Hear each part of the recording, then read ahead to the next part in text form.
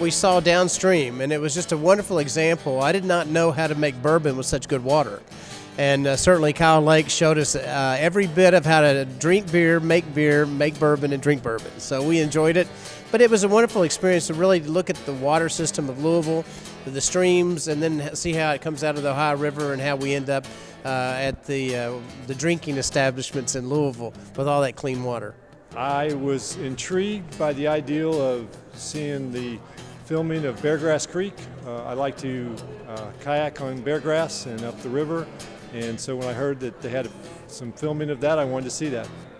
And of course the water tower, everybody knows the water tower in Louisville, but not everybody knows the history behind it, so I learned a whole lot about that tonight too. Well, this was a great opportunity for Louisville Water to host the premiere of the Downstream Kentucky episodes here in Louisville, Kentucky. I'm so pleased with how it turned out. We have such amazing liquid assets in this community, and you guys have done a great job telling our story. I like the connection of the shows. So, whether you're talking about the water that comes out of the faucet, maybe it's your favorite brew, maybe it's your bourbon that you like to drink, or even what you flush down the drain.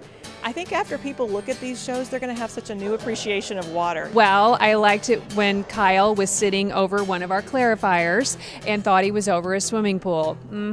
Right? I wouldn't recommend swimming in there. Well, the Falls of the Ohio shots were great. That is such an interesting place, and I had no idea that they had the largest fossil bed in the Northern Hemisphere. That's amazing. So I saw that Carrie did not paddle through there, and I don't think I would either, so.